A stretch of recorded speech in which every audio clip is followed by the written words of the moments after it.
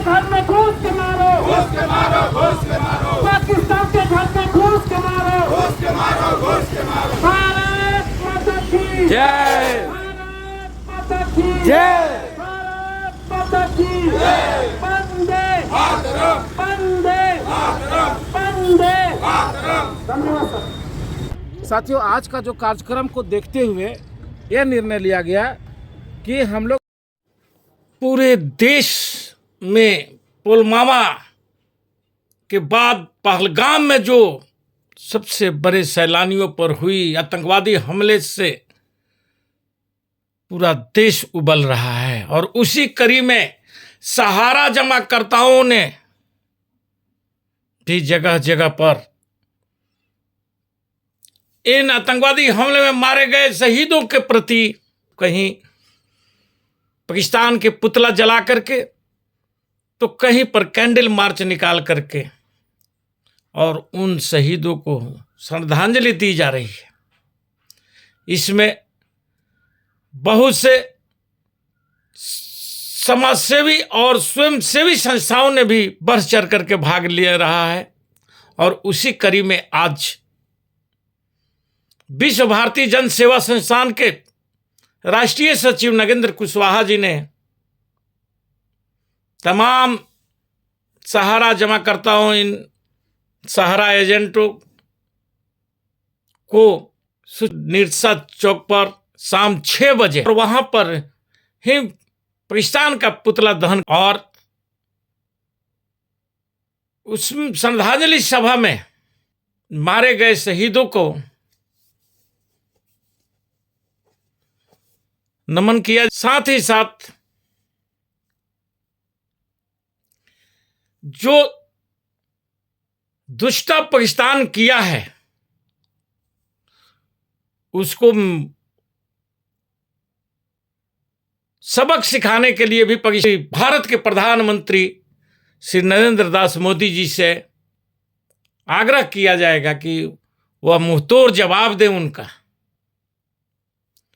जो छोटी छोटी पाबंदियां लगाने से ये दुष्ट पाकिस्तान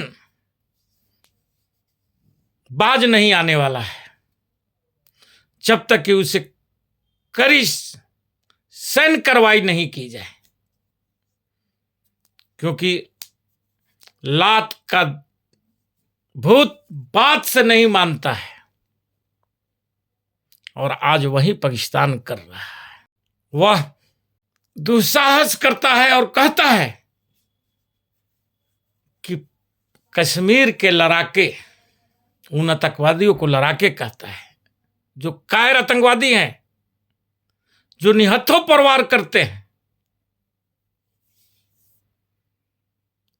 उन्हें वह लड़ाका कहता है, क्योंकि वह पाकिस्तान आज भी वह दंश नहीं झेल पाया है जब वह 2 टुकड़े में हुआ था।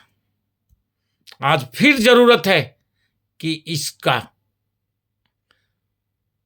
अधीन पीएसओ को प्रधानमंत्री जी मुंहतोड़ कार्रवाई करते हुए और उसे छीनने का कार्य करें। इसके लिए पूरा विपक्ष भी उनके साथ खड़ा है। फैसला मोदी और अमित शाह जी को लेना है, क्योंकि यदि इस बार हम चूक गए तो यह दुष्ट सुधरेगा नहीं और वही ढाक का 3 पात होता रह जाएगा जैसे पूर्व में भी हुआ। और हर बार हम एक सिंधु जल संधि को लेकर के और उसे डरा करके और फिर हम चुप बैठ जाते हैं। जरूरत पड़ती है तो सरकार उस सिंधु जल को रोकने के लिए, झेलम नदियों को रोकने के लिए यदि कार सेवा की जरूरत पड़ती है तो हर देशवासी उसमें अपने योगदान देने के लिए भी वहां खड़े होने के लिए तैयार है।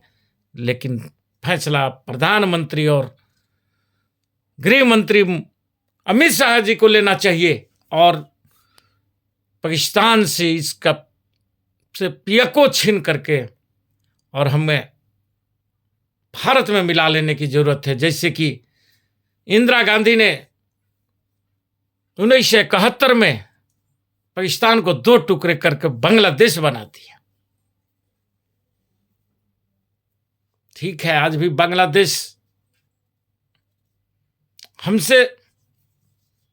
हम पर आंखें दिखा रहा है। हमारे वहां पर हिंदुओं को पर अत्याचार हो रहा है और हमारे देश के प्रधानमंत्री, गृह मंत्री चुप है। इन लोगों की एक वक्तव्य नहीं आता है कि बांग्लादेश में अल्पसंख्यक हिंदुओं पर क्यों अत्याचार हो रहा है। पाकिस्तान तो शुरू से ही दुष्टता करता रहा है, लेकिन बांग्लादेश जिसे आजादी हमने दिया है उस पर भी ये लोग बोलने के लिए तैयार नहीं है। सिर्फ बड़ी बड़ी वादे करते हैं, दावा पेश करते हैं, लेकिन जब वक्त आता है तो फिसंडी साबित होते हैं। ये लोग सिर्फ चुनावी भाषणवीर नहीं बन करके देश के सच्चे सेवक बन करके दिखाए। और फिर दोस्तों, आप लोगों से आग्रह होगा कि जरूर जो जहां है उन शहीदों को श्रद्धांजलि अर्पित जरूर करें। इसी के साथ मैं अपना वक्तव्य समाप्त करता हूं। जय हिंद, जय भारत।